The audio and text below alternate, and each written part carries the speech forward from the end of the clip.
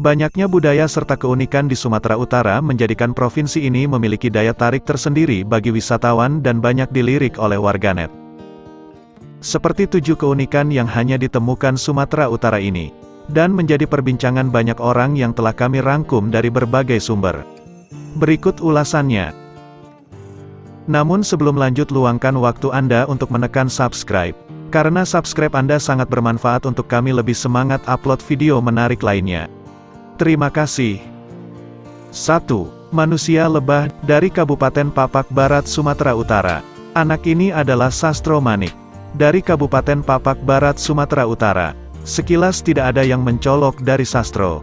Namun sesuatu yang tak biasa kemudian terlihat ketika mendadak ribuan lebah mendekatinya.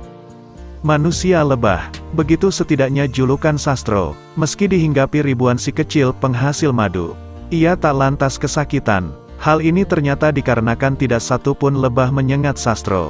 Padahal ribuan lebah sudah hinggap di kepalanya. Aksi Sastro sendiri diketahui setelah videonya beredar di YouTube. Pelajar SMK Negeri 1 Dusun Mungkur ini juga memiliki kelebihan memanggil lebah dengan jarak 100 meter. Untuk mendatanginya, bahkan, ia bisa berkomunikasi seperti meminta lebah untuk masuk ke sarangnya.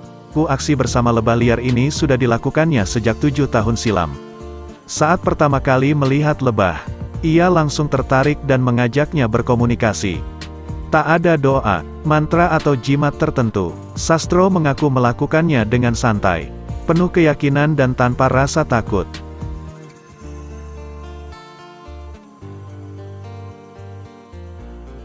2. Pemandian air soda satu-satunya di dunia. Saat kamu sedang mengunjungi Tapanuli Utara, Sumatera Utara, coba luangkan waktu untuk berwisata ke pemandian air soda di Tarutung, Desa Parbupu. Pemandian ini disebut air soda karena rasa air dari sumber mata air di sini memiliki rasa seperti air soda. Tak ada hotel atau wisma yang berdiri di sekitar pemandian. Untuk masuk tempat ini, pengunjung tidak dipungut bayaran. Biasanya pemandian air soda ini akan dipenuhi pengunjung pada saat hari libur. Air dari pemandian ini mengeluarkan gelembung-gelembung kecil seperti soda. Selain sebagai sarana hiburan, pemandian air soda ini dipercaya memiliki khasiat untuk menyembuhkan berbagai penyakit.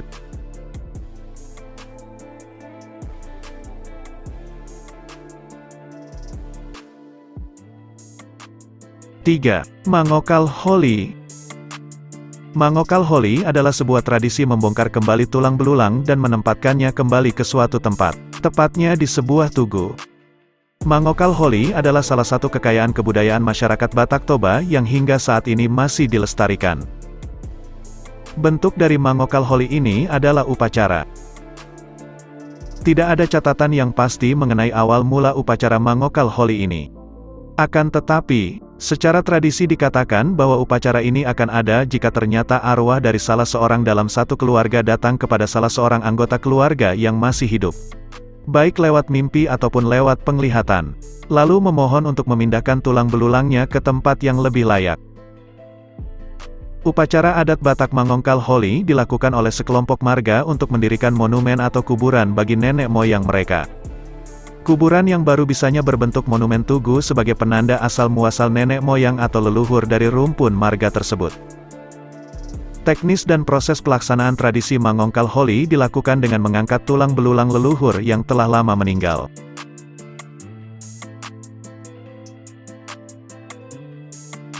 4. Pembangkit listrik tenaga panas bumi.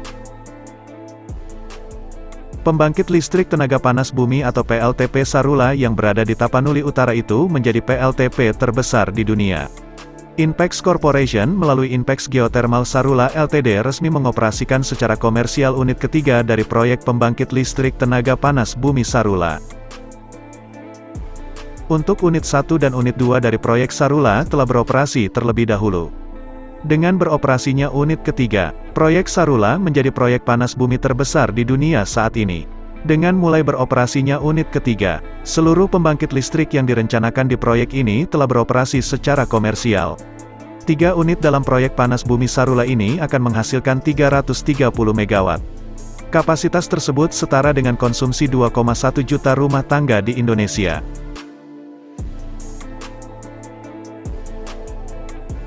5. Negeri India di Medan.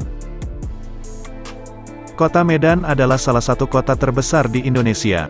Kota ini sangat terkenal karena merupakan rumah bagi banyak orang bersuku Batak. Namun, kota Medan ternyata juga memiliki peran penting bagi persebaran budaya lain. Di kota Medan terdapat satu perkampungan yang dikenal dengan sebutan Little India. Disebut Little India, karena ternyata kampung ini mayoritas ditinggali oleh orang-orang India yang sudah lama hidup di kota Medan. Kampung Madras atau yang biasa dikenal dengan sebutan Kampung Keling merupakan nama sebuah kawasan yang memiliki luas kurang lebih 10 hektar di kota Medan. Kawasan Kampung Keling ini berlokasi tepatnya di antara Kecamatan Medan Petisah dan Medan Polonia. Di kampung ini Anda akan merasa seolah-olah berada di Bollywood versi asli. Kampung Keling termasuk dalam salah satu destinasi wisata yang terkenal. Di kampung ini Anda akan menemukan pemandangan yang jarang ditemukan di daerah lain.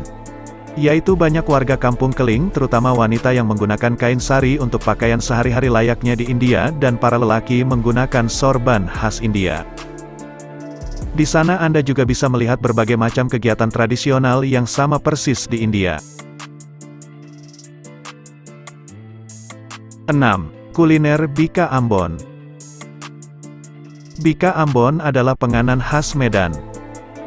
Terbuat dari bahan-bahan seperti tepung tapioka, telur, gula, dan santan. Kini Bika Ambon dijual bukan saja rasa asli tetapi sudah ada varian rasa pandan, durian, keju, dan coklat. Bika Ambon yang dimasak selama 12 jam ini biasanya dapat bertahan dalam kondisi terbaik selama 4 hari karena setelah itu kue tersebut mulai mengeras. Kue basah ini biasanya memiliki jaring-jaring pada bagian dalamnya. Hingga kini, belum ada kepastian dan studi sosiokultur tunggal tentang asal-muasal Bika Ambon. Menurut penjelasan M. Muhar Ontatok, seorang budayawan dan sejarawan, kue Bika Ambon terilhami dari bika atau bingka makanan khas Melayu.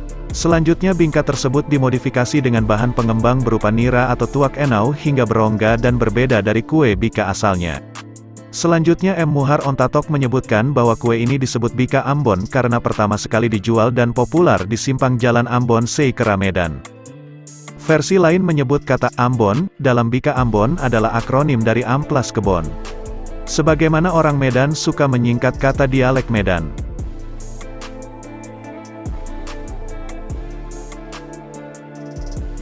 7. Burung Pamal.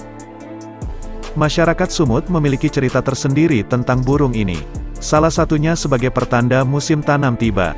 Burung ini bermigrasi selama 6 bulan di Sumut, tepatnya di Parlilitan. Menurut cerita yang diyakini masyarakat setempat dan Kepala Pusat Dokumentasi dan Pengkajian Kebudayaan Batak Universitas HKBP Nomen Sen Medan, Manguji Nababan, mengisahkan sebuah cerita bernilai filosofis yang melatar belakangi keberadaan burung ini. Burung ini adalah burung kiriman Simbuyak Embuyak. Simbuyak Embuyak adalah tokoh mistis nan sakti. Sejumlah sumber menyebut Simbuyak Buyak adalah nama lain Raja Biak Biak atau Raja Uti. Secara fisik sosoknya dideskripsikan tidak memiliki tulang belakang dan sampai akhir hayatnya tidak menikah.